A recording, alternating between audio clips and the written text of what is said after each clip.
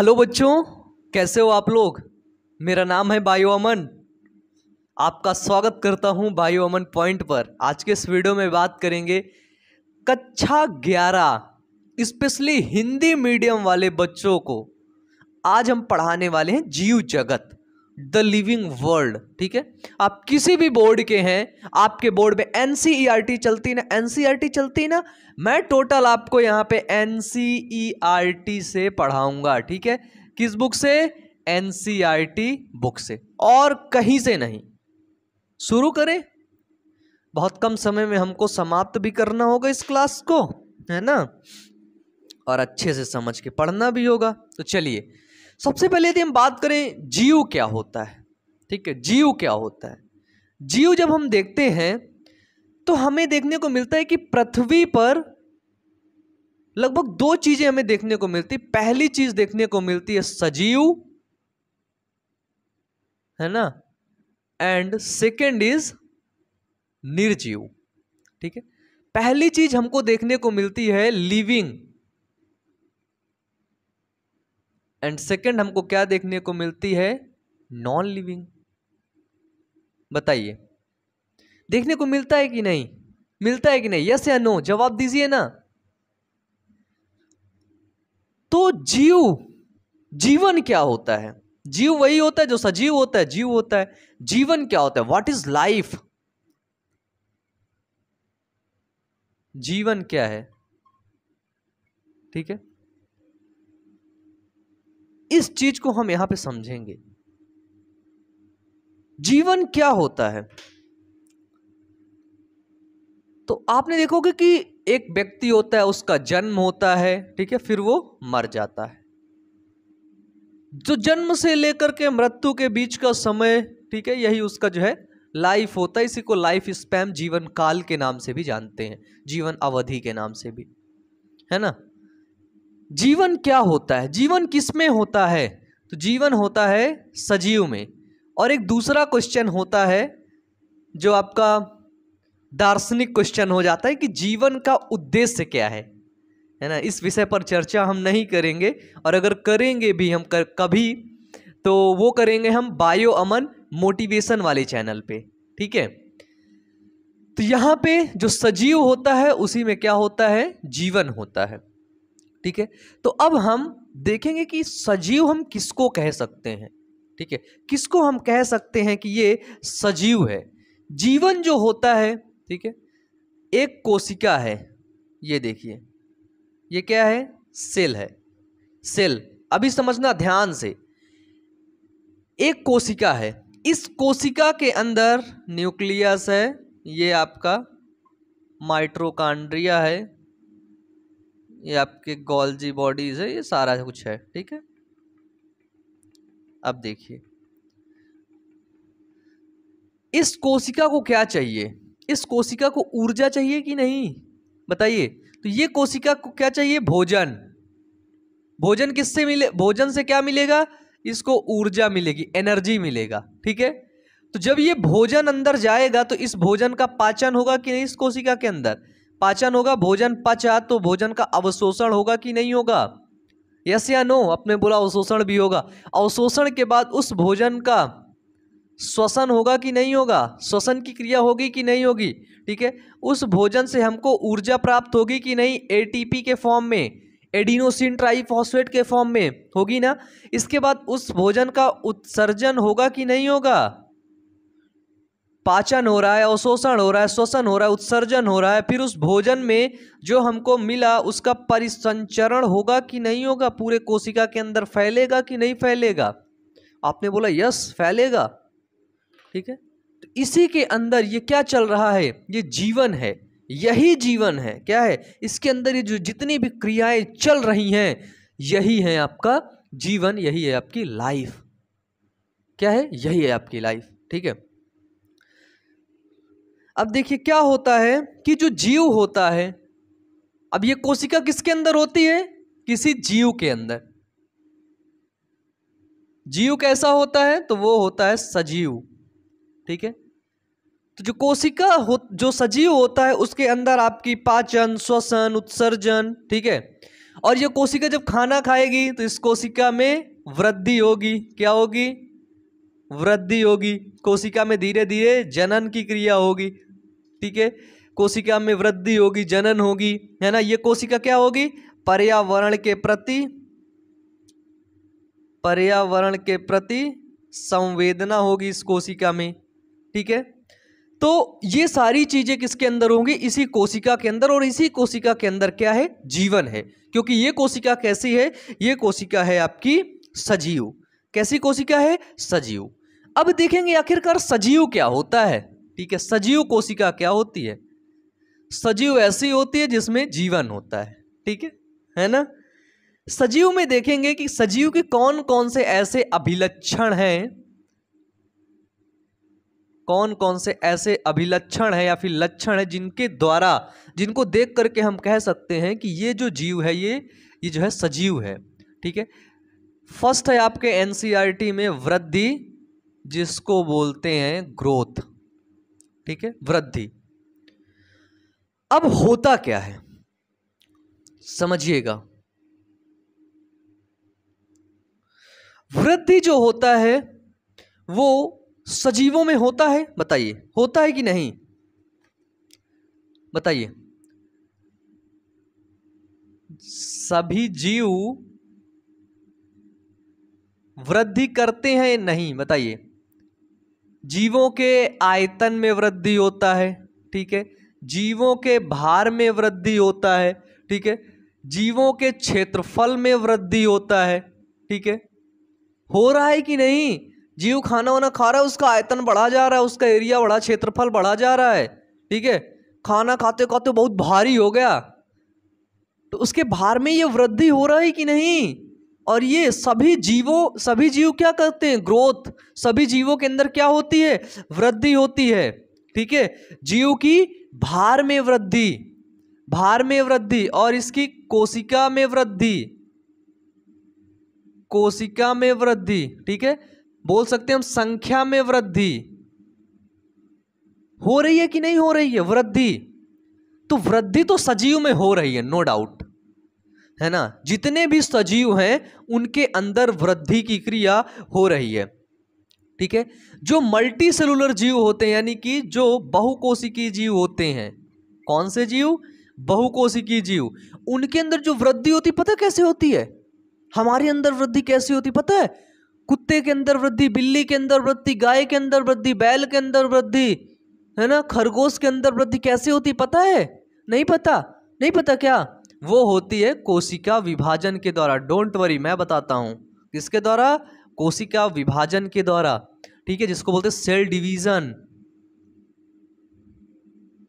उनके अंदर वृद्धि कैसी होती है बताइए? तो वो होती कोशिका विभाजन के द्वारा। देखो, एक कोशिका रहती है, विभाजित होकर दो कोशिका बनती है, फिर ये दो कोशिका फिर विभाजित होती हैं, चार कोशिका बनती हैं, फिर ये चार कोशिका फिर विभाजित होती है। देखिए 8 कोशिका बनी। अभी तक एक जीव इतना छोटा था, अब इसकी कोशिका विभाजित हो गई, 1 2 3 4 5 6 7 8। अब ये जीव देखो इतना बड़ा हो गया। पहले जीव इतना छोटा सा था। ठीक है, इसके अंदर क्या हुआ? सेल डिवीजन हो रहा था, सेल डिवीजन, और देखो ये जीव इतना बड़ा हो गया। तो कोशिका विभाजन के द्वारा क्या होता है? बहुकोशिकीय जीवों में आपकी वृद्धि होती है। ठीक है, इसमें क्या होता है? बहुकोशिकीय जीवों में क्या होता है? कोशिका की संख्या बढ़ती है। ठीक है, कोशिका की संख्या क्या होती है? इंक्रीज होती है, बढ़ती है। ठीक है, ये देखो कौन आ गया? मक्खी आ गई भाई। इसको भी देखो इतना प्यार है बायोलॉजी से, पूरा बोर्ड पे आकर ही समझने लगी कि भैया मैं यहीं समझ के जाऊंगी, है ना, बहुकोशिकीय जीवों में। लेकिन याद रखना, बहुकोशिकीय जीवों में भी वृद्धि होती है और पौधे भी कोशिका विभाजन के द्वारा वृद्धि करते हैं। किसके द्वारा? कोशिका विभाजन के द्वारा जो पौधे होते हैं वो भी वृद्धि करते हैं। लेकिन ध्यान देने वाली बात यह है कि जो पौधों में जो वृद्धि होती है ना, वो असीमित वृद्धि होती है। कैसी वृद्धि? असीमित वृद्धि होती है। ठीक है, अनकंट्रोल ग्रोथ होती है, मतलब ये ग्रोथ हमेशा चलती रहती है। ठीक है, कैसी होती है? असीमित होती है। लेकिन जो जीव होते हैं, जीवों में वृद्धि होती है वो सीमित वृद्धि होती है। सीमित वृद्धि जिसको बोलते हैं कंट्रोल ग्रोथ। ठीक है, जीवों में जो वृद्धि हो रही है वो कंट्रोल होती है। आप देखते हैं एक समय के बाद लोग बढ़ना बंद कर देते हैं, है ना। जैसे मेरे को लगता है कि अब मैं जो है 22 साल का हो गया, अभी मैं इतना ही रहूँगा अब ना। अब इससे थोड़ा सा इतना जो है बढ़ा तो बढ़ गया, नहीं तो नहीं, कोई चांसेस नहीं कि मैं बढ़ूँ अब, है ना। लेकिन पेड़ क्या है, पेड़ में ग्रोथ हो रही है अभी इतना इतना इतना इतना इतना। बचपन में मैंने एक पेड़ लगाया था सागौन का, उसको मैं नल से पानी डालता था, बड़े प्यार से उसको प्यार भी करता था, उसके साथ बैठता भी था, बातें भी करता था। बड़ा प्यारा सा मेरा पौधा था वो, है ना। और आज वो पौधा पता है बहुत बड़ा हो गया है। भी गांव जाऊंगा तो मैं फोटो दिखाऊंगा आपको, बहुत बड़ा वो मेरा पौधा हो गया है। 2 पौधे मैंने लगाए थे सागौन के। इस बार मैं गांव जाऊंगा तो देखूंगा मेरे पौधे हैं कि नहीं है ना। तो चलिए, तो हमने देखा कि जो बहुकोशिकीय प्राणी होते, जीव होते, उनमें भी कोशिका विभाजन के द्वारा वृद्धि होती है और पौधों में भी कोशिका विभाजन के द्वारा वृद्धि होती है। अगर हम एक कोशिकीय जीव को देखें, उनको हम एक कल्चरल मीडियम में रख दे, पात्रे निषेचन में रख दे। ये यहाँ पे क्या है, ये एक कोशिकीय जीव है। ध्यान से समझना, ये हमारे पास एक कोशिकीय जीव है। अब इसको यहाँ पे पोषण मिल गया, ठीक है, इसके फेवरेबल कंडीशन में इसको फेवरेबल इन्वायरमेंट मिल गया, तो ये ग्रोथ करने लगा। ये देखो, ये कोशिका में वृद्धि होने लगी, कोशिका विभाजन होने लगा। किसमें? एक कोशिकीय जीवों में भी इसकी संख्या में वृद्धि होने लगी। ठीक है, क्या होने लगी? ग्रोथ होने लगी। तो जो वृद्धि होती है, एक चीज समझना, अब ये तो करते ही हैं, हमें पता चल गया कि जीव वृद्धि करते हैं, लेकिन मुझे बताओ पर्वत, पहाड़, पठार जो होते हैं, देखे नहीं हो कि ये भी वृद्धि कर जाते हैं? तुम्हारे बाबा के बाबा यदि कोई पहाड़ को देखे होंगे इतना सा, अब आज तुम उस पहाड़ को देखे होगे, यार वो तो पहाड़ ऐसा बन गया, है ना, या फिर वो पहाड़ ऐसा हो गया। ये देखो, ये देखो, पहाड़ आपका पहले बाबा के जमाने में ऐसा था।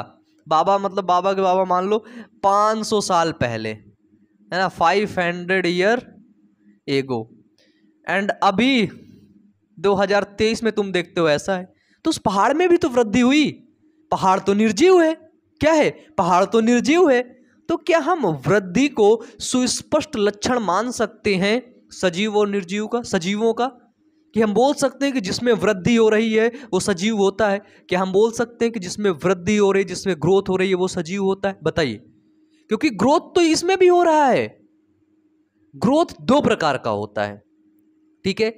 ग्रोथ जो होती है वो 2 प्रकार का होता है। एक होता है आंतरिक ग्रोथ, जिसको बोलते हैं आंतरिक वृद्धि, और दूसरा होती है बाह्य वृद्धि।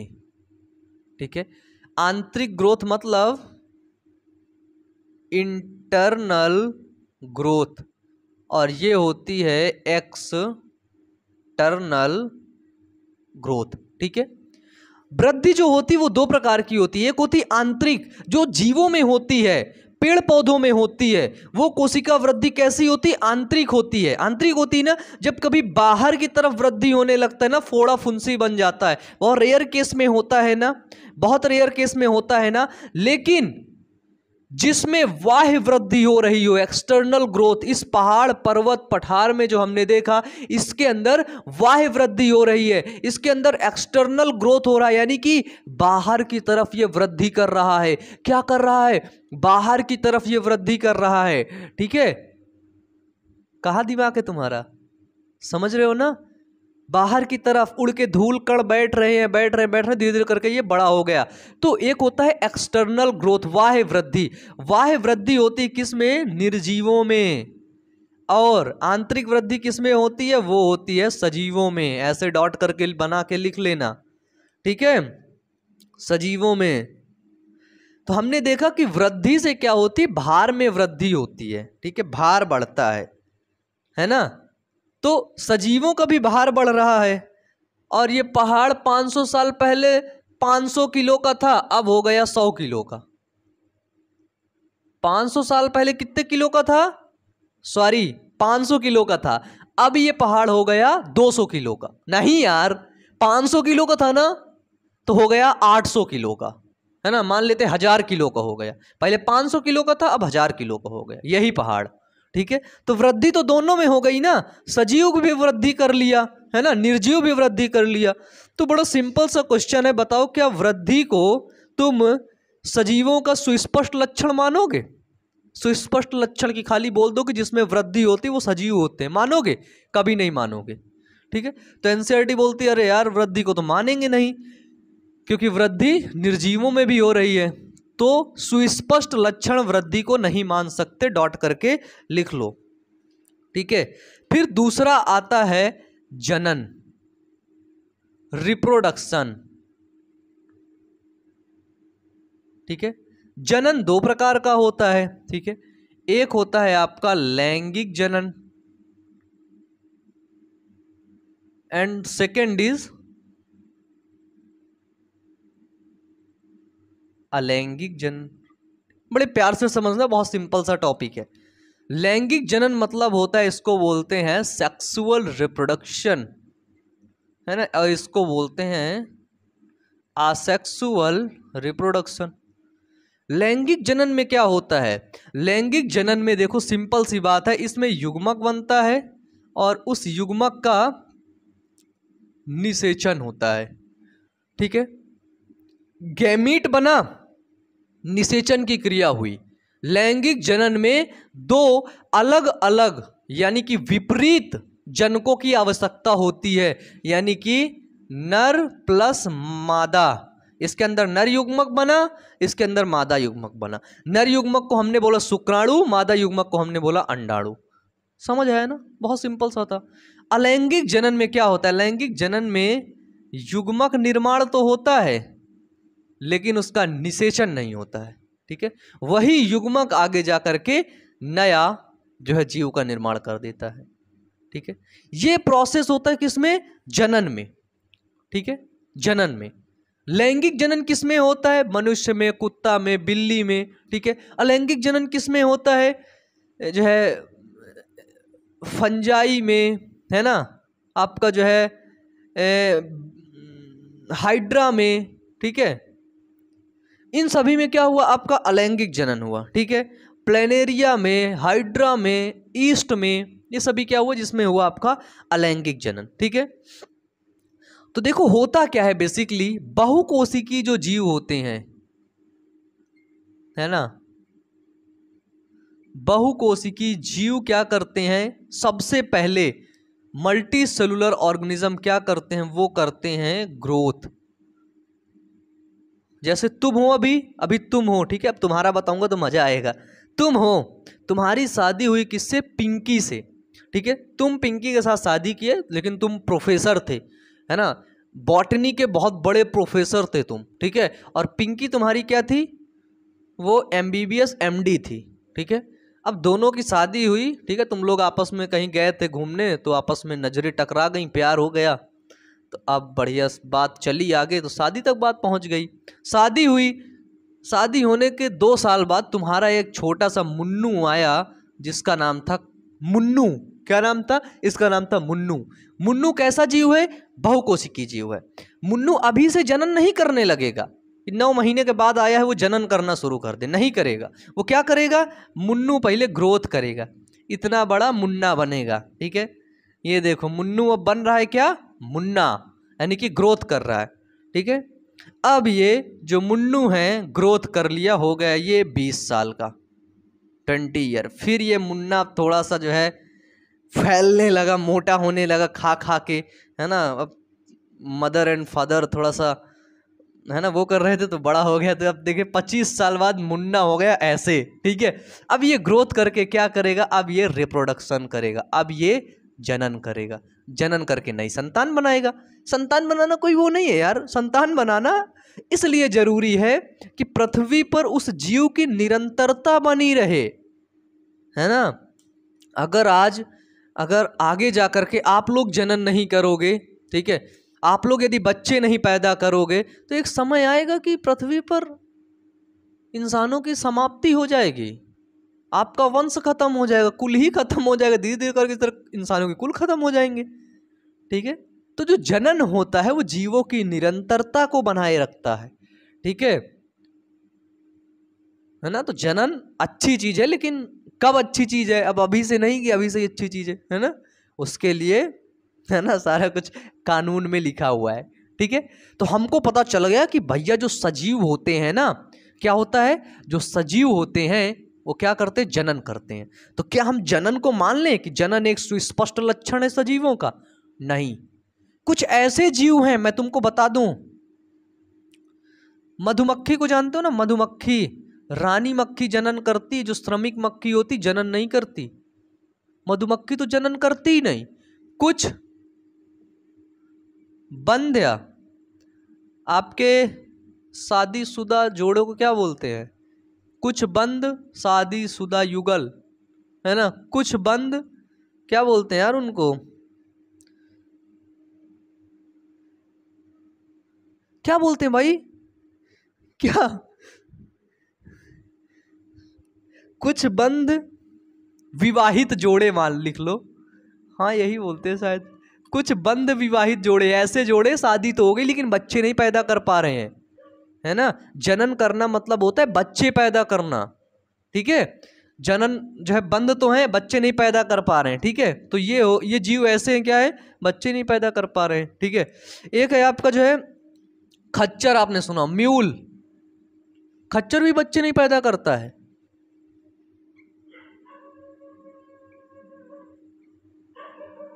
कामगार मक्खी होती है, कामगार मक्खी भी बच्चे नहीं पैदा कर पाती है। यानी कि कुछ ऐसे सजीव हैं जो जनन करते ही नहीं है। तो हम जनन को भी, यानी कि रिप्रोडक्शन को भी हम सुस्पष्ट लक्षण नहीं मानेंगे सजीवों का।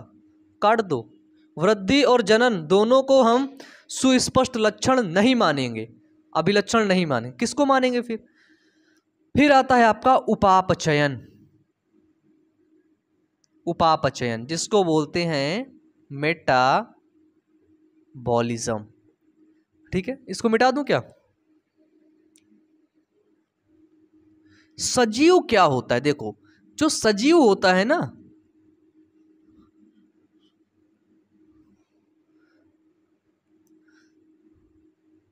सजीव रासायनों से मिलकर बने होते हैं। ठीक है, और जो सजीव जो रसायनों से मिलकर के बने होते हैं ना, उसमें मेटाबॉलिज्म होता रहता है, उपापचयन की क्रिया होती रहती है। मेटाबॉलिज्म भी दो प्रकार का होता है।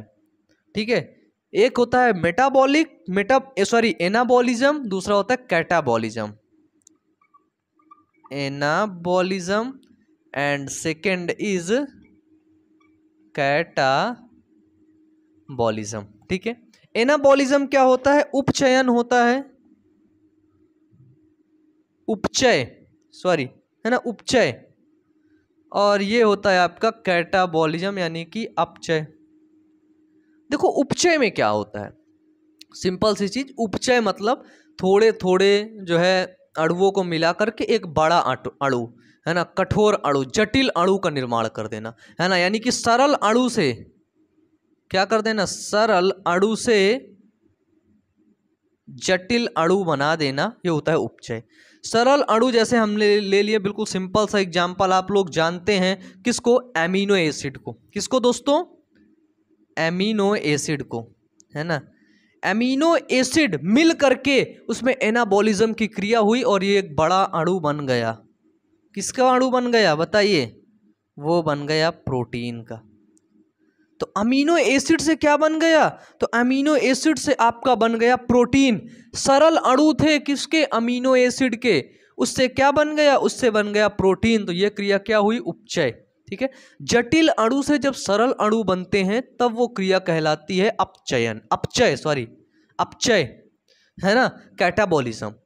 हमारे पास ये था प्रोटीन, अब ये प्रोटीन में कैटाबॉलिज्म की क्रिया हुई और ये एमिनो एसिड में टूट गया। ये क्या बना आपका, ये बना अमीनो एसिड, बिल्कुल सिंपल, है ना।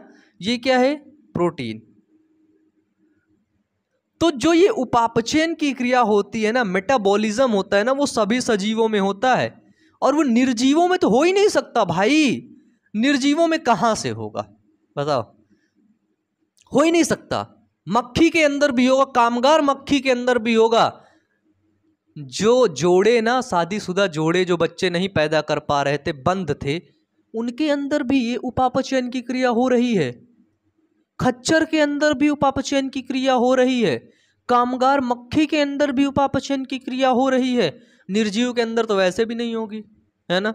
ये मैं उठा लिया, डस्टर है मेरे पास, उपापचयन की क्रिया होगी क्या? ये मोबाइल है, उपापचयन की क्रिया होगी क्या? बताओ, होगी क्या? होगी क्या? नहीं होगी। किसमें होगी उपापचयन की क्रिया? मेरे में होगी, आप में होगी, हो रही है। अब यहां पे मैं क्यों खड़ा हूं? इसके पहले भी खाना वाना खा के आया हूं, ठीक है, मेरे पास एनर्जी थी इसलिए आया, पढ़ा रहा हूं। उपापचयन की क्रिया अंदर शरीर में होती जा रही है ना। तो भाई ये रिएक्शन याद आते आते मेरे को लग गई है प्यास, है ना। और ये है मेरा पानी पीने का जो है वो, तो मैं पानी पी लेता हूं।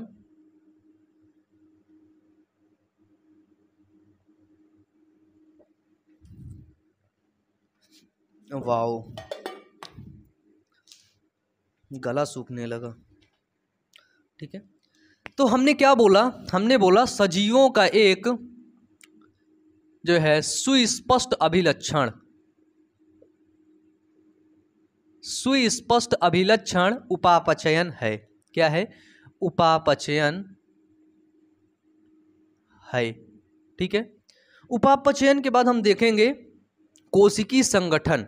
सजीवों के अंदर क्या होता है? कोशिकी संगठन होता है। इसको मिटा दें अब, चलिए।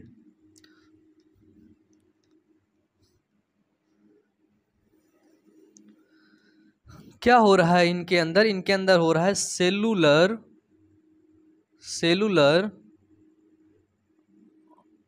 ऑर्गेनाइजेशन, ठीक है, जिसको बोलते हैं कोशिकी संगठन। एक चीज मेरे से बताना, एक चीज बड़ी प्यार से, बड़ा सिंपल सा क्वेश्चन है। तुम्हारा निर्माण कैसे हुआ मैं बता रहा हूं। तुम्हारे पापा जी जो है ना, फादर, उनके फादर में मेल गैमीट बना, शुक्राणु, और तुम्हारी मदर है ना, जो मदर के अंदर बना ओवम। तुम्हारा मेरा सबका ऐसे निर्माण बना। ये सेल हैं, कोशिका हैं। क्या है? एक सेल है, ये दूसरी सेल है। ठीक है, ये दोनों सेल आपस में मिलती हैं तो क्या बना? जाइगोट बना। जाइगोट कैसा होता है? 2n होता है, द्विगुणित होता है। इसमें गुणसूत्रों की संख्या कितनी है? 46। इसमें गुणसूत्रों की संख्या 23। सेल अंडाणु में गुणसूत्रों की संख्या 23। फर्टिलाइजेशन हुआ, 46 गुणसूत्र का जाइगोट बना। वही जाइगोट धीरे धीरे धीरे धीरे बड़ा होते होते होते होते होते 9 महीने के बाद एक छोटा सा बच्चा आया, और आज 16-17 साल का हो गया, आप लोग हो गए 22 साल का, यही जाइगोट हो गया, मैं हो गया 21-22 साल, नाम बायो अमन हो गया, है ना। तुम्हारा नाम क्या हो गया? किसी का छेद्दू हो गया, किसी का है ना मिस्टर बीन हो गया, है ना, किसी का टिंकू हो गया, किसी का पिंकू हो गया, किसी का रिंकू हो गया, किसी का राकेश हो गया, किसी का ब्रजेश हो गया, है ना। है ना, ऐसे ही होता है ना। कोशिकीय संगठन में क्या होता है? देखो, सभी सजीव कोशिका से मिलकर के बने होते हैं। और कोशिका क्या होती है? सजीवों में जो कोशिका होती है ना, वो संरचनात्मक एवं क्रियात्मक इकाई होती है। ठीक है, cell is the structural and functional unit of life. ठीक है, कोशिका जीवन की संरचनात्मक संरचना देती है और फंक्शनल क्रिया करती है। देखो, ये कोशिका है, सेल। कोशिकीय संगठन क्या होता है? सेल। सेल बड़ा होता है, कोशिका बड़ी होती है। कोशिका क्या होती है? कोशिका डिवीजन करती है, कोशिका बड़ी हुई। कोशिका बड़ी हुई, क्या बना ली? टिश्यू बना ली, ऊतक बना ली। ठीक है, क्या बना ली? ऊतक बना ली। अब कई ऊतक सेल से क्या बन गया? टिश्यू बन गया। ये क्या थी हमारी? ये सेल थी। सेल से ये आपकी टिश्यू बन गया। ध्यान से समझने वाली बात है। ये देखो टिश्यू बन गया। अब ये टिश्यू क्या बनाता है? टिश्यू जब मिलेगा, मिलता जाएगा तो ये एक ऑर्गन बना लिया। मान लेते तुम्हारा ये हाथ बना लिया, हाथ की हड्डी वड्डी यहाँ तक बना लिया, ठीक है, ये ऑर्गन बना लिया। एक ऑर्गन बना, 2 ऑर्गन बना, 4 5 ऐसे करके बनते गए, 9 महीने में बन गए, ठीक है। जब सारे ऑर्गन बन गए ना, जब सारे ऑर्गन बन गए तो वो एक सिस्टम बना लेते जिसको बोलते हैं अंग तंत्र। क्या बना लिया? अंग मिल करके क्या बना लिया? अंग तंत्र। टिश्यू से क्या बना दोस्तों? ऑर्गन बना। ऑर्गन से क्या बना? अंग तंत्र, यानी कि ऑर्गन सिस्टम। सभी ऑर्गन मिल गए, क्या बना लिए? एक प्रकार का तंत्र बना लिए। जैसे हमने देखा पाचन तंत्र, स्केलेटन सिस्टम, ठीक है, कंकाल तंत्र, श्वसन तंत्र, परिसंचरण तंत्र, उत्सर्जन तंत्र, है ना, नर्वस सिस्टम, तंत्रिका तंत्र, देखे ना। तो ये कई तंत्र होते हैं और यही तंत्र मिला करके क्या बना लेते हैं? एक जीव का निर्माण कर देते, ठीक है। यही तंत्र एक ऑर्गेनिज्म का निर्माण कर देते हैं। तो ये होता है सेलुलर स्ट्रक्चर, कोशिकीय संगठन। कोशिकीय संगठन किसमें होता है? सिर्फ सजीवों में होता है, निर्जीवों में कोई कोशिकीय संगठन नहीं होता है, ठीक है। तो कोशिकीय संगठन जो होता है वो सुस्पष्ट लक्षण मानते हैं किसका? सजीवों का। उपापचयन हो गया और आपका कोशिकीय संगठन हो गया, ठीक है। थर्ड क्या हो गया? थर्ड हो गया चेतना, कॉन्शियसनेस। चेतना क्या होती है? चेतना, देखो पर्यावरण से क्या होता है, हमें कुछ उद्दीपन मिलते हैं, स्टिमुलस मिलते हैं और उनके प्रति हम प्रतिक्रिया करते हैं। जैसे बाहर गर्मी है ना, देखो मेरे को पसीना आ रहा है ना, बाहर गर्मी है, मेरे को पसीना आ रहा है ना।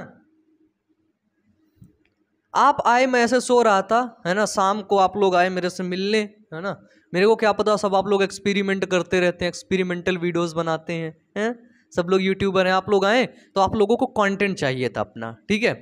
तो जब आपको कंटेंट चाहिए था वीडियो के लिए तो आप लोग आए, मैं सो रहा था ऐसे ही, तो आप लोग सोचे अच्छा मस्ती करते हैं, तो आपने बोला कि आज प्रैंक करते हैं बायोमन भैया के साथ, है ना। तो आप प्रैंक के चक्कर में क्या किए, आए मेरे यहाँ पे ऐसे पिन छुपा दी। ओ भाई, मैं तुरंत उठ के देखा क्या हो गया,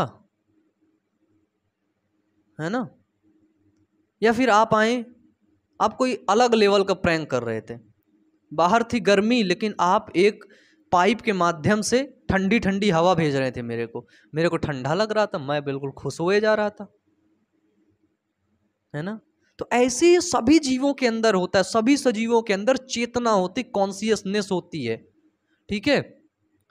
वो पर्यावरण के उद्दीपनों को ग्रहण करता है। कैसे ग्रहण करेगा? मैं तो अपने दिमाग से ग्रहण कर रहा था ना, तो वैसे भी जीव भी करते हैं। उनके पास 5 सेंसेस होते हैं, ज्ञानेंद्रियां होती हैं, आंख, कान, नाक, जीभ, त्वचा। 5 सेंसेस होते हैं। इन्हीं 5 सेंसेस से क्या करते हैं, जो इन्वायरमेंटल स्टिमुलस होते हैं उनको वो सेंस करते हैं और सेंस करके उसका एक्शन देते हैं, प्रतिक्रिया देते हैं, ठीक है। Reflex action, sorry reflex action नहीं, एक्शन देते, प्रतिक्रिया देते हैं, ठीक है। तो ये होती है चेतना, और चेतना सिर्फ सजीवों में ही पाई जाती है। मैं इस स्टूडियो में हूं, इस ऑफिस में हूं, गर्मी सिर्फ मेरे को ही लग रही है, इस कैमरे को गर्मी नहीं लग रही। कैसे पूछो है भाई कैमरा भाई, अरे कैमरा कैमरा कैसे पकड़ो, अरे कैमरा गर्मी लग रही क्या तुमको, अरे बता ना गर्मी लग रही क्या, है? इस बोर्ड से पूछो, अरे बोर्ड भैया गर्मी लग रही क्या आपको, हैं बोर्ड भैया, ओ बोर्ड भैया, बोर्ड भैया, अरे ओ भैया, कुछ बोल ही नहीं रहा भाई। मार्कर से, मार्कर भैया गर्मी बहुत है ना, कुछ बोल ही नहीं रहा। तो जो चेतना होती है ना वो सजीवों में ही होती है, ठीक है, चेतना निर्जीवों में नहीं होती है। ये चीज याद रखना कि चेतना सिर्फ और सिर्फ सजीवों में होती, निर्जीवों में नहीं होती है, ठीक है। तो चेतना भी सजीवों का सुस्पष्ट लक्षण होता है, ठीक है। क्या होता है? चेतना भी सजीवों का सुस्पष्ट लक्षण होता है, ठीक है। चलिए मिटा दें इसको। तो हमने देख लिया कि सजीव क्या होते हैं, जो पर्यावरण, जो जिनके अंदर जो है वृद्धि होती है, जनन होता है, और इसके साथ साथ उपापचयन, कोशिकीय संगठन, चेतना और पर्यावरण के प्रति ये उद्दीपन देते हैं। इनके अंदर चेतना होती, वही आपके सजीव होते हैं, ठीक है। चलिए अब इसको मिटाने के बाद हमारे बस छोटे छोटे से टॉपिक हैं, बड़े प्यार से समझेंगे, आसानी से समझ आएगा। जीव जगत में विविधता।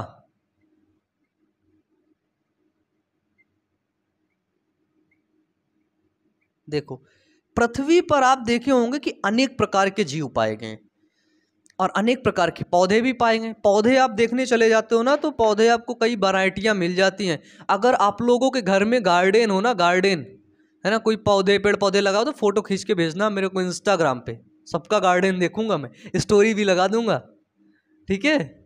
तो गार्डन में क्या होता है, ढेर सारे प्रकार के पौधे, कोई लाल कोई पौधा है, कोई है ना सजावटी पौधा है, कोई फल दे रहा है, कोई आपको फूल दे रहा है, ठीक है, कोई आपको अच्छी महक दे रहा है ना। अनेक प्रकार के हमको पौधे मिलते हैं, अनेक प्रकार की हमको विविधताएं मिलती हैं। ठीक है, एनसीईआरटी में मेंशन है कि पृथ्वी पर लगभग 1.7 मिलियन से 1.8 मिलियन जो है पौधे तथा प्राणी हैं पृथ्वी पर। ठीक है, अब इसमें क्या होता है, अब इतने ज्यादा प्राणी हैं, अब इन प्राणियों का इतनी ज्यादा विविधता है, अब इन विविधता में प्रत्येक जीवों का यदि हम नाम लिखें, नामकरण करें, ठीक है, प्रत्येक जीवों का। पहले क्या होता था, जब बहुत पहले के जो लोग थे वो भी जीवों को अलग अलग भागों में बांट देते थे। वो बोलते थे ये हमारे लिए उपयोगी है, हमको दूध देता है, और ये जो गधा है ना हमारे लिए अनुपयोगी है, हमको मारता है ना। ये जंगली जानवर भेड़ है ना, जंगली भेड़ है ना, जंगली भैंसा है ना, हमको दौड़ा के मारता है, लेकिन जो हमारी भैंस है ना, प्यारी सी भैंस, हमको दूध देती है, तो ये उपयोगी है, वो अनुपयोगी है। ठीक है, कुछ होते हैं भक्ष, भक्ष मतलब खा गए, तो बोलते हैं ये भक्ष है, ये अभक्ष्य है, ये लाभदायक है, ये हानिकारक है, ऐसे करके बांट दिए। फिर उसके बाद क्या हुआ, अगर हिस्ट्री देखेंगे आप, history of classification of history है ना, सॉरी हिस्ट्री ऑफ क्लासिफिकेशन देखेंगे, वर्गीकरण का इतिहास देखेंगे, सबसे पहले मानव ऐसे ही बांटे थे। उसके बाद आते हैं हमारे आचार्य चरक, ठीक है, चरक ने अपनी पुस्तक दी है चरक संहिता, है ना। चरक संहिता में उन्होंने जो है पौधे और प्राणियों को अलग अलग किया और उनके बारे में बताया। ठीक है, फिर उसके बाद आते हैं हमारे प्यारे से वैज्ञानिक लिनियस। ठीक है, तो क्या होता है कि प्रत्येक जीव का एक मानक नाम होता है जिससे वह जीव पूरी दुनिया में उसी नाम से जाना जाता है, और इसी को बोलते हैं नाम पद्धति। नाम पद्धति क्या होती है, जिसको बोलते हैं नोमेनक्लेचर। ठीक है, तो प्रत्येक जीव का एक निश्चित नाम होता है, एक निश्चित नाम होता है, उसी नाम से वो पूरे दुनिया में जाना जाता है। ठीक है, नहीं जैसे मेरे यहाँ बैगन को बैगन होता है ना, बैगन, मेरे यहाँ बैगन को बोलते हैं भाटा। आप कई स्टेट से मेरे को देख रहे हैं, है ना, कोई अलग स्टेट से हो तो भारत के कई स्टेट से देख रहे हैं, तो आप लोग बताइए आपके स्टेट में बैगन को क्या बोला जाता है ना। बैगन को एक ही सब्जी है, बैगन ही है, लेकिन उसको अलग अलग बोला जा रहा है ना। तो अब मैं तुम्हारे स्टेट आऊंगा, अगर मैं तो बैगन ही जानता हूँ, भाटा ही जानता हूँ, भाटा बोलूंगा मेरे को भाटा दे दो, बोलोगे मैं नहीं जानता हूँ, क्या बोल रहे हो भाटा, क्या क्या चाहिए, मतलब भाई भाटा चाहिए, बोला क्या होता है भाटा, चल निकल यहाँ से। मैं बोला कि भाई देखो है ना, ये व्यक्ति समझ ही नहीं पा रहा है कि मेरे को चाहिए क्या। फिर मैंने उससे पूछा कि भाई तुम समझ नहीं पा रहे हो क्या, बोला नहीं। मैंने बोला ठीक है रुको, मैंने फ़ोन निकाला, फ़ोन में दिखाया ये चाहिए, बोले अच्छा जी ये चाहिए देखो मैं दे रहा, निकाल के 2 किलो दे दिया। तो इसके लिए क्या किया गया, एक मानक नाम बनाया गया, नोमेनक्लेचर किया गया, नामकरण पद्धति आई जिसके द्वारा उसका नामकरण कर दिया गया। ठीक है, और उसी नाम से वो पूरी दुनिया में जाना जाएगा। ठीक है, जाना जाएगा, जाना जाता है। इसके लिए क्या होता है, नामकरण पद्धति में यदि किसी पौधे का नामकरण किया जाता है, ठीक है, तो उसके लिए होता है ICBN। ठीक है, ये एक कोड होते हैं, एक संस्था होती है। ICBN क्या होता है, लिख लीजिएगा, इसको बोलते हैं international code of botanical nomenclature. ठीक है, international code of botanical nomenclature. अगर किसी प्राणी का आपको नामकरण करना है तो वो करेगा ICZN। ये होता है आपका international code of zoological nomenclature. ठीक है, तो ये कोड होते हैं और यही कोड आपका क्या करते हैं, नामकरण करते हैं, नाम देते हैं किसी जीव का। ठीक है, इसके बाद हम पढ़ते हैं नामकरण पद्धति धीरे धीरे आगे बढ़ी। ठीक है, जब आगे बढ़ी तो इसको किसने किया था, कार्ल लीनियस ने। ठीक है, किसने किया था, लीनियस नामक वैज्ञानिक थे जिनको बोलते हैं कैरोलस लीनियस ने। ठीक है, तो इसके बाद आती है बाई नॉमियल नॉमेनक्लेचर। ठीक है, हिंदी में बोलते हैं द्विनाम पद्धति। ठीक है, तो द्विनाम पद्धति को कैरोलस लीनियस ने दिया। किसने दिया, कैरोलस लीनियस ने। अब ये द्विनाम पद्धति होती क्या, समझना बिल्कुल सिंपल है। किसी भी जीव के दो नाम होते हैं। ठीक है, द्विनाम पद्धति में किसी भी जीव के दो नाम होते हैं, एक होता है पहला नाम, है ना, और एक होता है दूसरा नाम। जो पहला नाम होता है, ठीक है, वो होता है जेनेरिक नेम,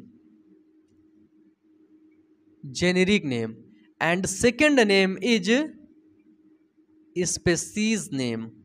ठीक है, पहला नाम होता है जाति, सॉरी वंश का नाम, वंश का, और दूसरा नाम होता है जाति का। ठीक है, पहला नाम किसका होता है, वंश का, दूसरा नाम किसका होता है, जाति का। बिल्कुल सिंपल। ठीक है, अब अगर मैं तुम्हें बोलूं कि आम, आम का वैज्ञानिक नाम होता है मैंजीफेरा इंडिका। एक सेकंड रुकना,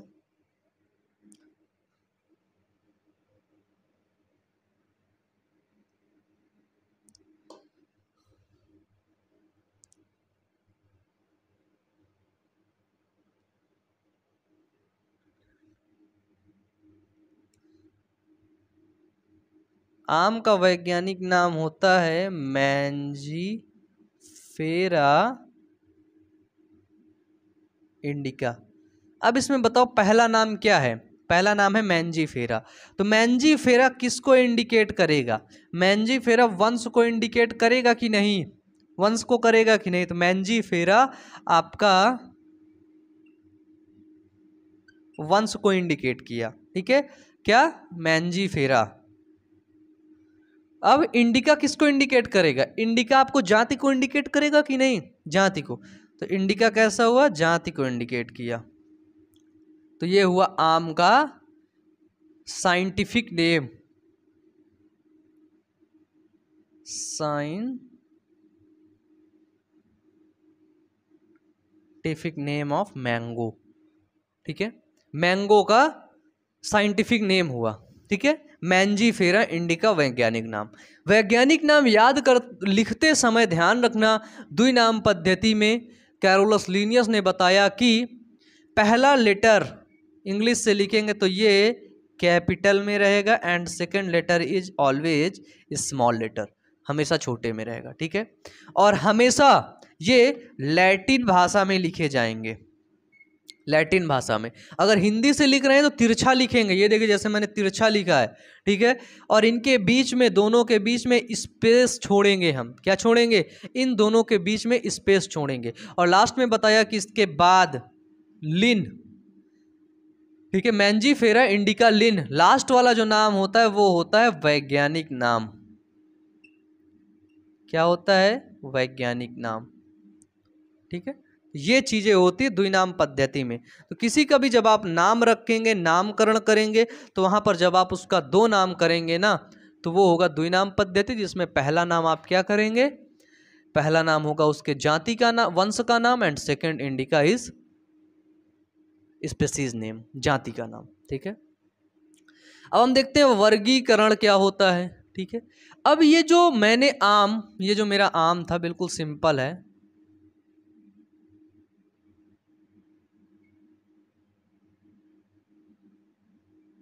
पहले बचपन में पता है हमारे गांव में हम लोगों की बाग है ना, आम की।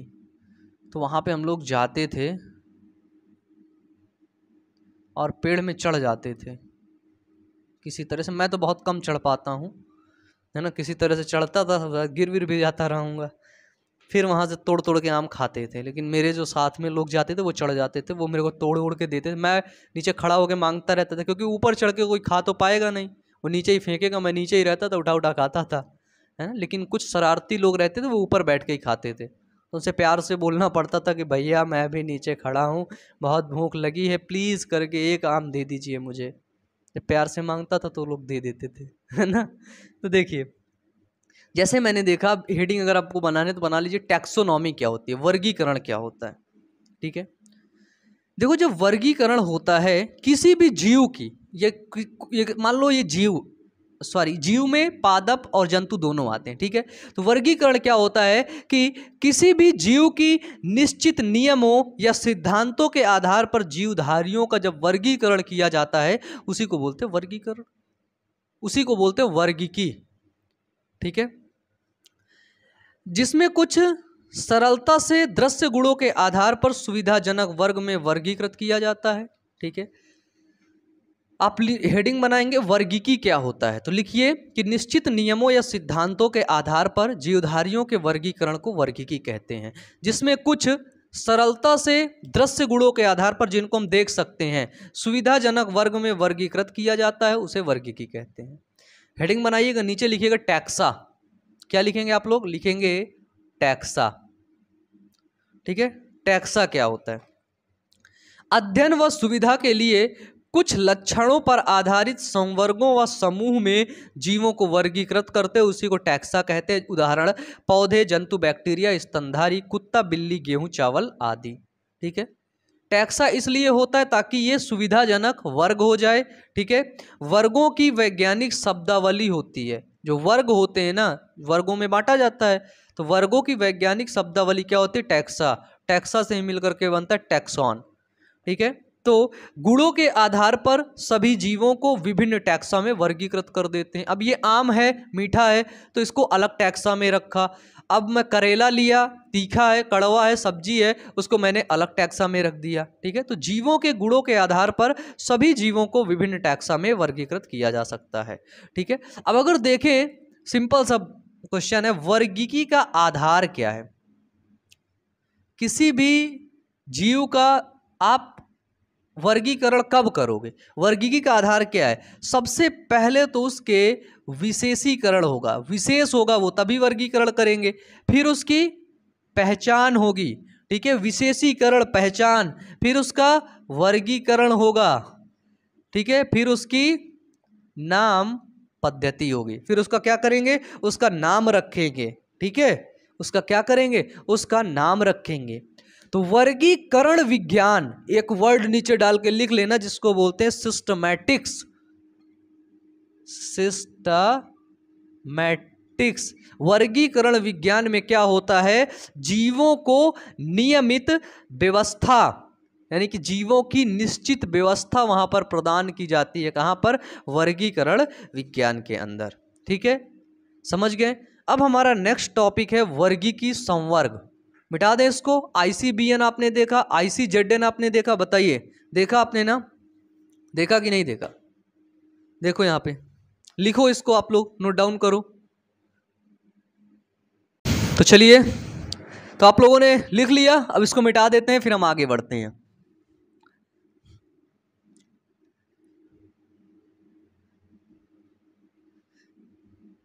चलिए, अब हम देखते हैं वर्गीकी संवर्ग क्या होता है। ठीक है, क्या देखते हैं, वर्गीकी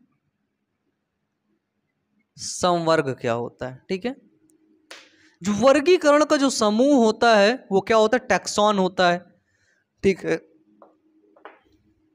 देखो वर्गीकरण किस आधार पर किया जाता है। सबसे पहले जब हम किसी का वर्गीकरण करते हैं तो सबसे पहले हम उसकी जाति को देखते हैं। किसकी, जाति को। जाति के बाद दोस्तों उसकी हम वंश को देखते हैं। ठीक है, किसको? जाति को देखते हैं, वंश को देखते हैं, ठीक है, फिर हम उसके कुल को देखते हैं, फिर हम उसके गण को देखते हैं, ठीक है। कुल के बाद हम गण देखते हैं, और गण के बाद हम देखते हैं संघ, और संघ के बाद उसको हम रखते हैं जगत में, यानी कि किंगडम में। यही है क्लासिफिकेशन आपका, इसी तरह होता है क्लासिफिकेशन, ठीक है। सबसे पहले कोई भी जीव हमको मिला, ये हमको एक ऐसा जीव मिला,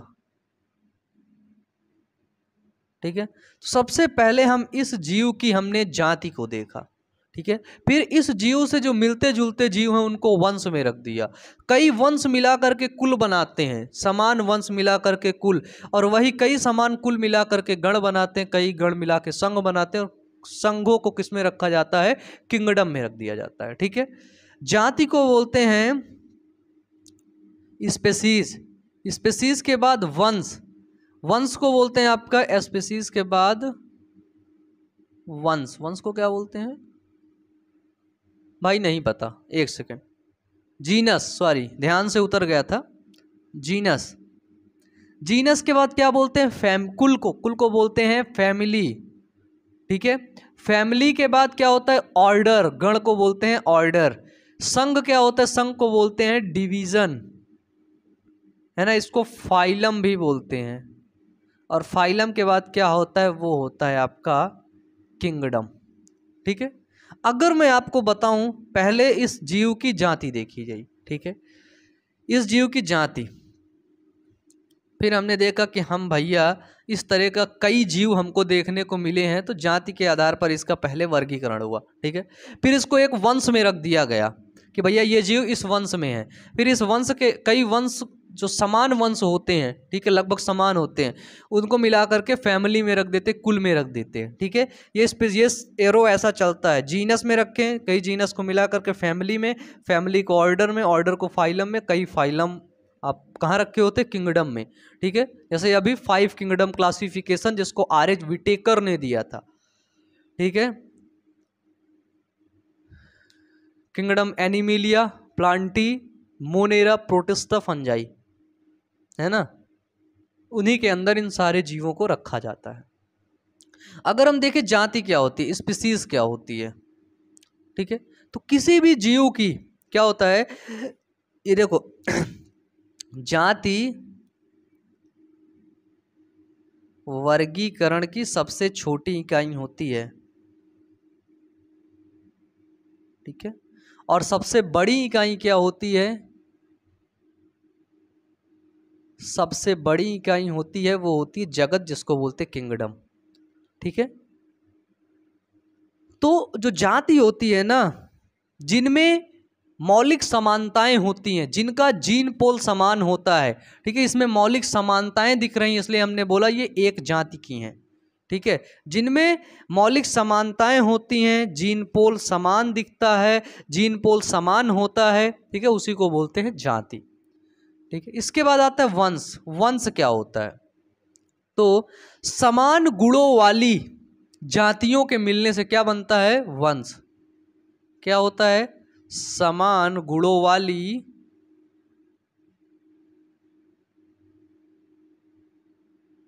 जातियों के मिलने से वंश बनता है, ठीक है। जब समान गुण वाली जाति आपस में मिलेंगी तो वंश बन जाएगा। जैसे आपका शेर, चीता, बाघ, इन सभी का वैज्ञानिक नाम अलग होता है, इन सभी की जो जाति होती है ना वो अलग होती है, लेकिन इनका वंश एक ही होता है, वो होता है पैंथरा। क्या होते हैं? पैंथरा। शेर, चीता, बाघ, इनकी जाति तो अलग अलग होती है, लेकिन इनका जो वंश होता है ना वो एक ही होता है। किस वंश में आते हैं ये आते हैं पैंथरा वंश में, ठीक है, ये होता है वंश। अब क्या होता है, जब कई वंश, अब जैसे इसी पैंथरा जैसा वंश, शेर, चीता, बाघ वाला वंश जैसे कुत्ते से मिल रहा है, कैनेडी से या फिर फेलेडी से मिल रहा है, तो इस तरह के कई वंश को कहाँ रख देते हैं? फैमिली में, कुल में। कई वंश ऐसे उठा करके किस में रख दिए? कुल में, ठीक है। समान कुल में क्या होता है? कुल में, फैमिली में समान गुणों वाले वंशों को रखा जाता है, ठीक है। समान गुण वाले, ठीक है, जिनके गुण समान होते हैं वंश के, उनको रख देते हैं आपके जो है किसमें, फैमिली में, ठीक है। जैसे आपकी फैमिली हो गई फिलेडी, ठीक है, कैनेडी, फैमिली में बता रहा हूं, फैमिली हो गई फिलेडी, कैनेडी। जो फिलेडी होती है ना, फिलेडी, फिलेडी में शेर, बाघ, चीता जो है, विभिन्न प्रकार की बिल्लियां भी आती हैं फिलेडी में, है ना। कैनेडी में आते हैं कुत्ता, लोमड़ी, है ना, आदि जीव आते हैं किसमें, कैनेडी में। तो ये क्या हो गए, कई वंश आपस में, कहाँ पे, कई वंश को, समान वंश को आपस में मिला करके कहाँ रख दिया, कुल में, फैमिली बना दिया उसका। क्या बना दिया उसका, फैमिली बना दिया, ठीक है। गण क्या होता है कि समान गुणों वाले कुलों को एक गण में रखा जाता है। किसको, तो समान गुणों वाले कुलों को किस में रखा जाता है, तो वो रखा जाता है दोस्तों एक गण में, ठीक है, जिसको बोलते हैं ऑर्डर। अब कई फैमिली को हम देखेंगे, ठीक है, कई फैमिली, फैमिली मतलब रिच फैमिली, हमने देखा एक ऐसी फैमिली है जो है इंडिया में 10 ऐसी फैमिली है जिनके पास 50,000 करोड़ रुपए की संपत्ति है ना।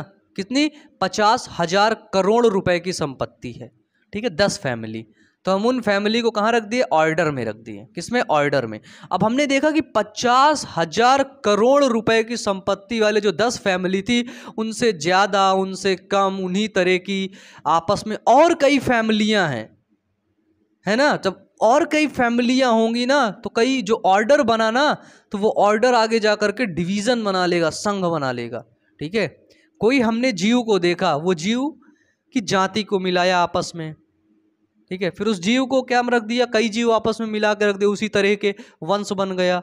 कई वंश को आपस में मिला दिया, फैमिली बन गया, कुल बन गया। कई कुल को आपस में मिला दिया, गण बन गया, ठीक है।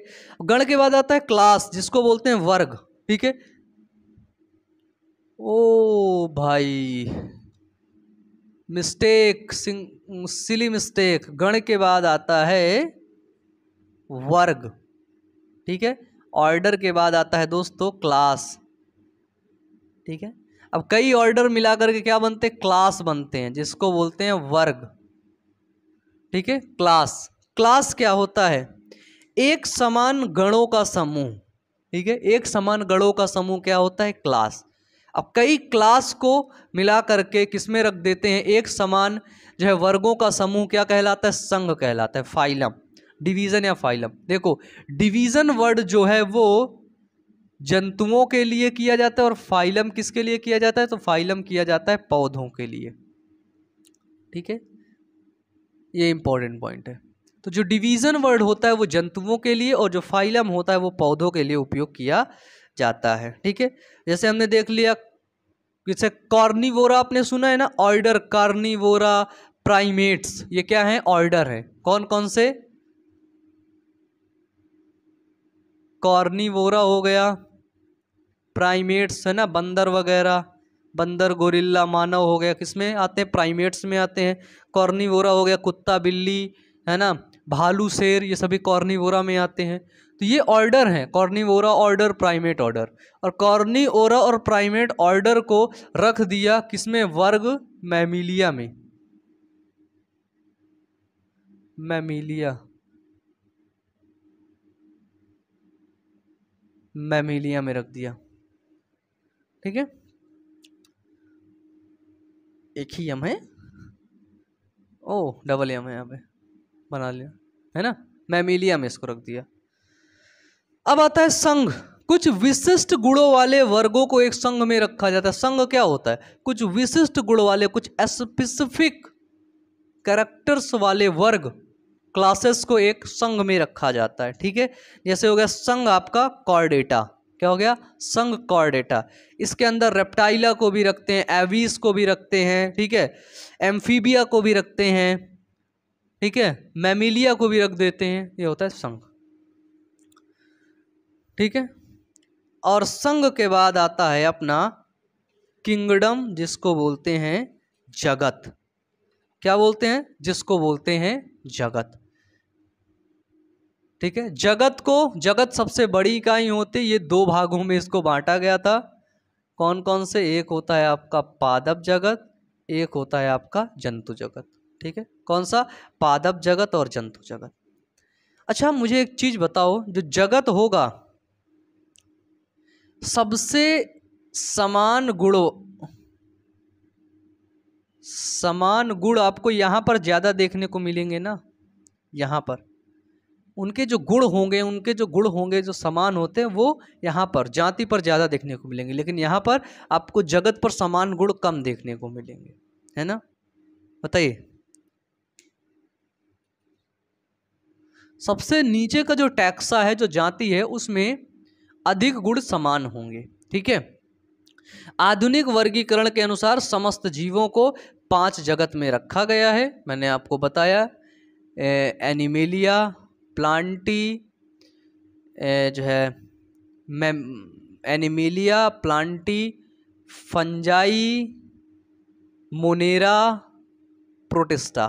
ठीक है, 5 जगत में रखा गया। ठीक है, जीवन के 3 डोमेन होते हैं। ठीक है, ये आपके जो है क्लास में नहीं, हम लोग नेक्स्ट क्लास में पढ़ेंगे, बायोलॉजिकल क्लासिफिकेशन, उसमें डिटेल में पढ़ेंगे।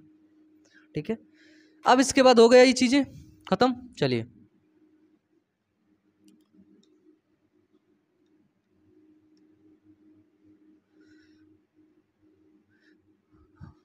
अब एनसीईआरटी के आगे बढ़े तो वहां पर आता है हर्बेरियम।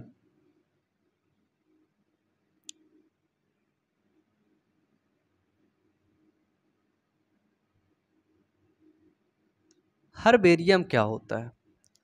तो हर्बेरियम को बनाया जाता है किसी भी पौधे की सटीक अध्ययन करने के लिए। क्या किया जाता है? हर्बेरियम बनाया जाता है। ठीक है, संरक्षित पौधों के नमूनों का संग्रह होता है।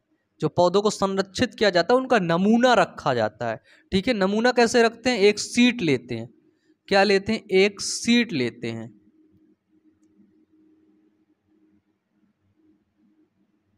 पेपर की सीट, और इसमें एसिड वगैरह कुछ भी नहीं होता है। ठीक है, इस सीट के किनारे में ये इतनी जगह होती है। ये सीट जो होती है, इसकी साइज पूछते हैं, 16.5 इंच होता है, और ये होता है आपका 11.5 इंच। ये इसकी आपकी चौड़ाई होती है, ये इसकी 16 इंच आपकी क्या होती है? लंबाई होती है। ठीक है, 16.5 इंच और 11.5 इंच की एक सीट लेते हैं, और इसमें 7 सेंटीमीटर लंबा ये होता है, और 12 सेंटीमीटर चौड़ा आपका ये होता है। ठीक है, यहाँ पर क्या किया जाता है? उस पौधे का एक जो है पौधे को लिया जाता है, रख के उसको चिपका दिया जाता है। ठीक है, इसी जगह चिपका दिया जाता है, और यहाँ पर उसकी इंफॉर्मेशन लिख दिया जाता है सब। ठीक है, हर्बेरियम वही होता है। ठीक है, तो ढेर सारे ऐसे ही हर्बेरियम बना देते हैं, फिर उनको लोग क्या करने जाते हैं? लोग उनको देखने जाते हैं। यही होता है हर्बेरियम। यहाँ पर पौधे चिपका दिए। ये देखो, ये एक ऐसा पौधा था, बहुत दिन बाद खोज में आया है। मुझे लगता है मक्खी को भी मैं चिपका ही देता हूँ इधर की तरफ, मेरे को परेशान कर रहे उतने समय से।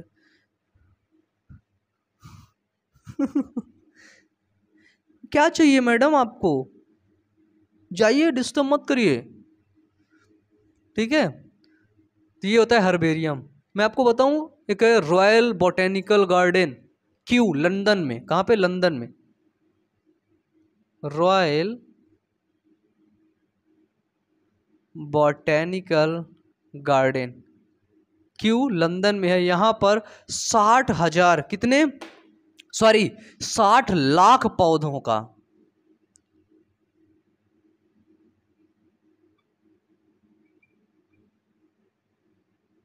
हर्बेरियम रखा गया है। 60 लाख पौधों का। भारत में भी है, कोलकाता में स्थित है। इसको बोलते हैं सेंट्रल नेशनल हर्बेरियम के नाम से। ठीक है, सेंट्रल नेशनल हर्बेरियम भारत में कहाँ पर है? वो है कोलकाता में। उसको बोलते हैं सेंट्रल नेशनल हर्बेरियम। ठीक है, वहाँ भारत पे भी है। ठीक है, इसका आविष्कार एक वैज्ञानिक थे जिसका नाम था लुका घिनी। क्या नाम था? लुका घिनी। पीसा विश्वविद्यालय में ये जो प्रोफेसर थे चिकित्सा विज्ञान के, जो है चिकित्सा और वनस्पति विज्ञान के प्रोफेसर थे। इन्होंने खोज किया था किसकी? हर्बेनियम की। ठीक है। हर्बेनियम के बाद आपका एनसीईआरटी का अगला पॉइंट है बॉटेनिकल गार्डन। क्या है?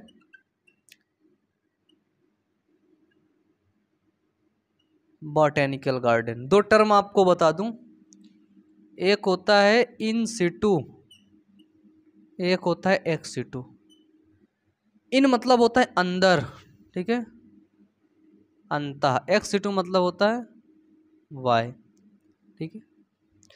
इन सिटू कंजर्वेशन का मतलब होता है अंतः स्थाने, है ना, वाह्य स्थाने, अंतः स्थाने। इन का मतलब होता है अंतः, या फिर उसको बोलते थे हम स्वास्थाने,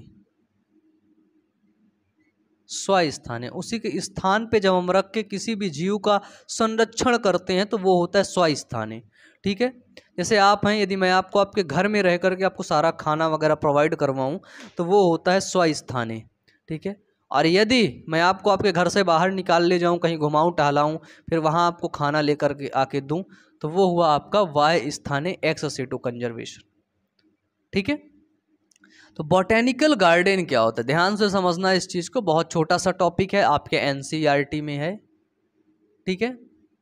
बताओ, बॉटेनिकल गार्डन जो होता है इसमें मृत जीव जंतुओं को रखा जाता है, ठीक है, डेड एनिमल्स एंड प्लांट को रखा जाता है, ठीक है। इसमें पौधे का, प्लांट का, या फिर एनिमल का, एनिमल एनिमल होता है ना जीव, उसका कंकाल भी रख देते हैं भाई, ठीक है। प्राणियों का कंकाल भी रख देते हैं, ठीक है। उसको बोलते हैं क्या? बॉटेनिकल गार्डन, ठीक है। तो बॉटेनिकल गार्डन में क्या होते हैं? पौधों और जंतुओं के जो है नमूने जो होते हैं उनको रखा जाता है, ठीक है। नमूने जो होते हैं वो परिरक्षित घोल में डालकर जारों में रखते हैं। उस जार के अंदर फॉर्मेलिन भर देते हैं। क्या भर देते हैं?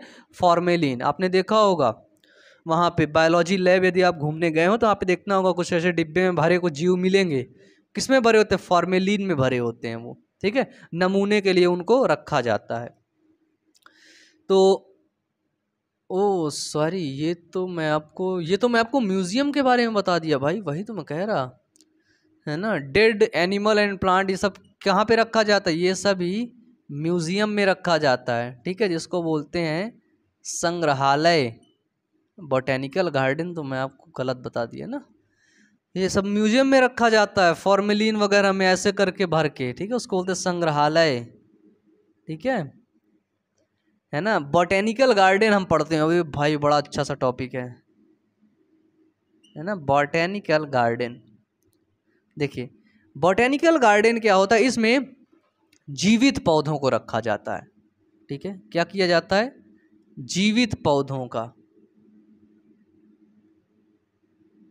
संग्रह किया जाता है। जीवित पौधे यहाँ पर रखे जाते हैं, उन जीवित पौधों पर लेबल लगा होता है, उसका नाम लिखा होता है, उसका किंगडम लिखा होता है, ठीक है, उसका वैज्ञानिक नाम लिखा होता है। लोग आते हैं उसको देखते हैं, पढ़ते हैं, उसकी जानकारी लेते हैं, ठीक है। जो बॉटेनिकल गार्डन है, पहला तो मैंने आपको बताया बॉटेनिकल गार्डन क्यों लंदन में स्थित है। भारत में यदि देखें तो एक है नेशनल बॉटेनिकल गार्डन, ठीक है। क्या है? भारत में है नेशनल बॉटेनिकल गार्डन। ये आपका लखनऊ में स्थित है और 70 एकड़ में फैला है, ठीक है। कितने एकड़ में? 70 एकड़ में फैला है। और एक है लॉयड बॉटेनिकल गार्डन, ये आपका 40 एकड़ में फैला है, ये दार्जिलिंग में स्थित है, ठीक है।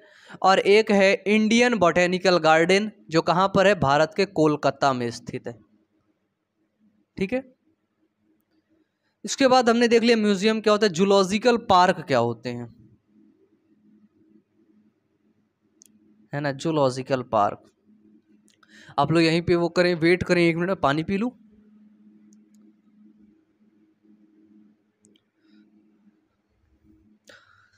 सच में गला सूखने लगता है।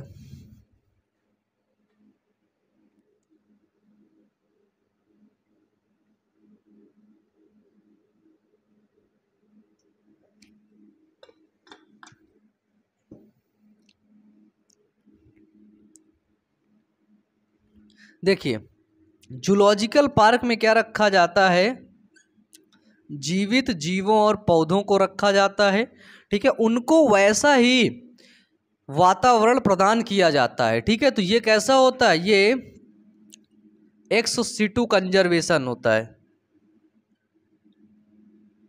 ठीक है, वाह्य स्थानीय कंजर्वेशन, वाह्य स्थानीय संरक्षण।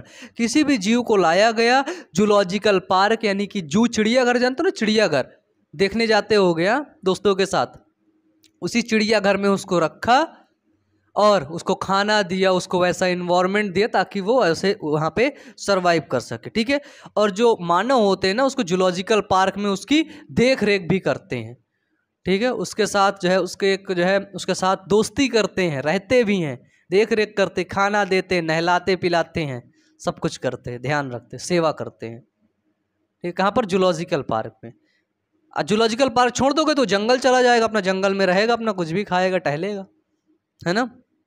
तुम लोग कहीं धोखे से दिख गए तो खा के हजम कर जाएगा वो, ठीक है। ये होता है आपका जूलॉजिकल पार्क। एनसीईआरटी के लास्ट में है आपकी कुंजी के बारे में कुछ बोला गया, कुंजी की क्या होती है। देखो जब भी हमें कोई पौधा मिलता है या कोई भी जीव मिलता है तो उसके दो विपरीत लक्षणों पर आधारित होता है कुंजी। पहला क्वेश्चन, जैसे हमें कोई पौधा मिला, पहला क्वेश्चन हमारे अंदर दो विपरीत लक्षण क्या है, इसमें जड़ है या फिर नहीं है, जड़ है या फिर नहीं है। कोई जीव मिला हमें, उस जीव में कोशिका के अंदर सेल वॉल है या फिर नहीं है या नहीं है, है या नहीं है, दो विपरीत लक्षण मिल रहे हैं ना, या तो है या तो नहीं है, ठीक है। तो कुंजी क्या होती है, साफ से लिख लेना एक पॉइंट डाल के, कुंजी वैज्ञानिकों द्वारा जीवों की पहचान करने में कुंजी का उपयोग किया जाता है, ठीक है। जीवों के लक्षणों के आधार पर कुंजी को बनाई जाती है, ठीक है। जीवों की पहचान के लिए आपकी की कुंजी हो गई, मैनुअल हो गया, ठीक है, मोनोग्राफ हो गया, आपका कैटलॉग हो गया। इन विधियों के द्वारा, वैज्ञानिक विधियों के द्वारा जीवों की पहचान किया जाता है, ठीक है, एक जीवों की पहचान किया जाता है। तो इसी के साथ आपका ये चैप्टर जीव जगत समाप्त हुआ। अपना रिव्यू नीचे कमेंट बॉक्स में ज़रूर कमेंट करके बताइएगा, मुझे इंतज़ार रहेगा। तो मिलते हैं नेक्स्ट वीडियो में, अच्छे से पढ़ते रहिए, मेहनत करते रहिए, wish you all the best, thank you.